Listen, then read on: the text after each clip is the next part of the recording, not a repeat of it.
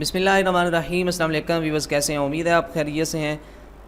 اس video میں ہم انشاءاللہ نیکسٹ ماڈرن ایسے کو کور کریں گے جو کہ آپ کے سامنے آپ کو نظر آ رہا ہے، گوسپ ریٹن بائی فرینسائن پروز. تو اس کا تھیم اینڈ اس کے کویسچن جو ہیں وہ اس پارٹ میں ہم کور کریں گے، اور پی ڈی ایف کو ڈاؤن لوڈ اگر آپ کرنا چاہتے ہیں، اور اس کی پی ڈی ایف کو بھی آپ ڈاؤن لوڈ کر لیجئے گا.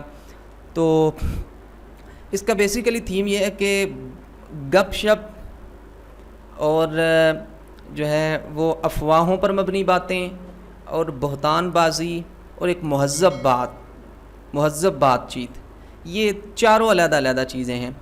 مصنف بتانا یہ چاہتا ہے کہ گوسپ ایک الگ چیز ہے، رومر مونگرنگ یعنی افواہوں پر مبنی باتیں الگ چیز ہے، سلینڈر بہتان بازی الگ چیز ہے، اینڈ سیولائزڈ ٹاک یا سیولائزڈ کنورسیشن یہ الگ چیز ہے.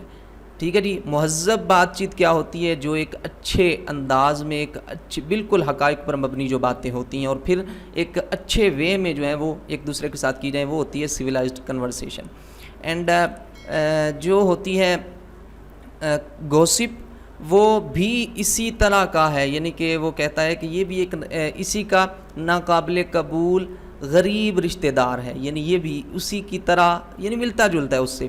لیکن وہ کہتا ہے کہ افواہوں پر مبنی باتیں اور بہتان بازی ان دونوں کے ساتھ مہذب بات چیت اور گپ شپ یعنی گوسپ ان دونوں کا کوئی تعلق نہیں.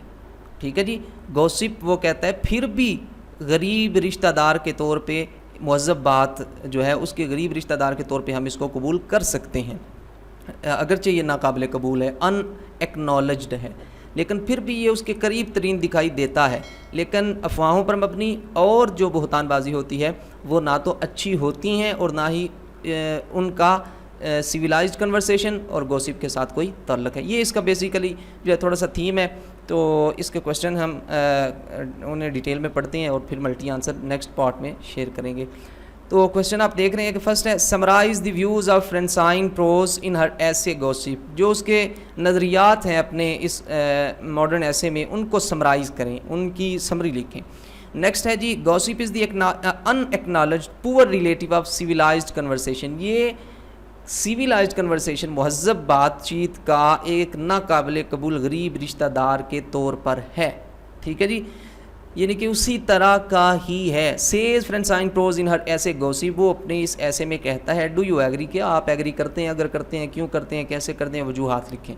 ساری ملٹی آنسر میں ڈسکس ہوں گی. نیکسٹ کویسچن ہے ڈیفائن گوسپ. اس کی ڈیفینیشن کریں. And state the relationship of this word civilization. اور یہ جو ورڈ ہے سویلائزیشن اس کو بیان کریں، اس کا ساتھ تعلق بیان کریں، اس کا ریلیشن شپ گوسپ کے ساتھ کیا ہے وہ بیان کریں. How is gossip different from the rumour mongering and slander discussed in paragraph 5.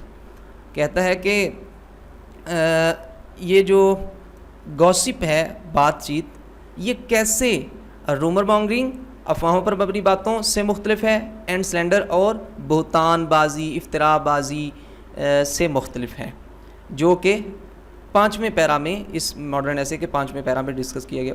یہ کیسے مختلف ہے اس کو بیان کریں. Why would Prose consider these kinds of talk انسیولائزڈ.